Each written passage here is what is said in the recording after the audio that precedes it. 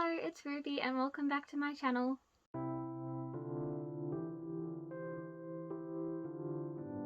In this video I wanted to talk about my reading goals for 2022. So by the time this video is going up, it probably is a little bit later into January. I did want to have this posted earlier, but it has been a bit of a busy start to the new year, so I just haven't had time to sit down and film it earlier. 2021 was quite a successful reading year for me, I would say. I did manage to achieve my reading goal for 2021, which was to read 40 books.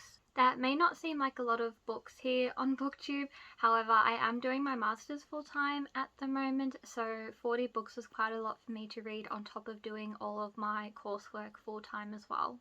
So with that, here are my reading goals for 2022. My first reading goal for 2022 is to read 50 books. I have increased that from 10 books up from what I did read last year, and that is because this year I only have 6 months of my masters left to go, so I am hoping that with only studying for half of the year this year, in the second half of the year I will have a lot more free time and be able to read a lot more. Of the 50 books that I'm hoping to read this year, I am hoping that the majority of them will be from my physical TBR list. In the last 2 or 3 months, I have accumulated a lot of books, and one of the reasons why I have bought a lot of books in the past 2 or 3 months is because as of November last year, our lockdown ended in the city that I live in, so I was very excited just to be able to go book shopping again. So in November, when all of the shops opened up again, I did do a lot of book shopping and I did buy a lot of books over the November and December period. I did start off 2022 with putting myself on a book buying ban, but that only lasted 7 days into the new year. So the reason why my book buying ban only lasted 7 days into the new year is because I did manage to get my hands on 2 hardcover author signed copies of books.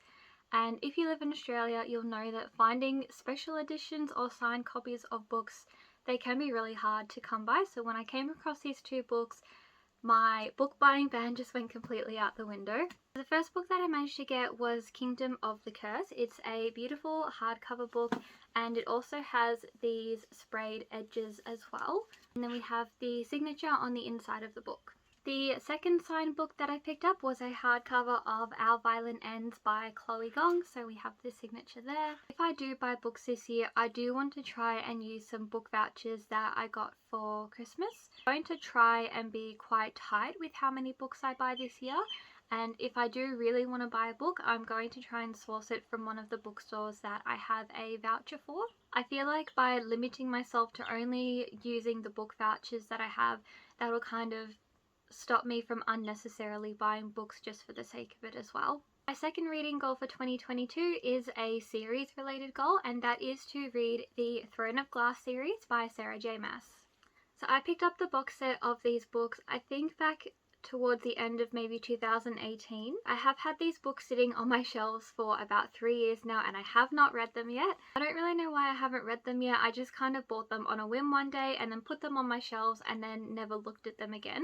So this year I do really want to get into this series, and at the time I'm filming this video I have read the first book, Assassin's Blade, and I really enjoyed it and I'm very excited to read the rest of the series this year.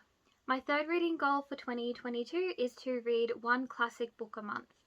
So I did read 1 classic book last year, which was The Picture of Dorian Gray by Oscar Wilde. I absolutely fell in love with this book and it was probably one of my favourite books that I read last year, and it was definitely within my top 10. Towards the end of last year, when I did do a lot of book shopping, I did pick up a lot of classic books. So the majority of them were the Chiltern editions, and that was just because one of the bookstores that I frequent quite often had them on sale. So I did take advantage of the sale and I picked up quite a few of them because I knew last year going into 2022 I did want to read a lot more classics this year. In saying that I want to read 1 classic book a month, I don't want to necessarily force myself to read 1 a month because I am a bit of a mood reader, and I know that if I force myself to read something, if I'm not really in the mood to read it, I'm not going to get as much enjoyment out of it. So when saying that I want to read 1 classic book a month, I'm just hoping to average that out to read 12 classic books in 2022. I have already managed to read one classic book this year, and that was Wuthering Heights by Emily Bronte. And my final reading goal for 2022 is to reread a favourite series. The series that I am wanting to reread this year is the Red Queen series by Victoria Aveyard.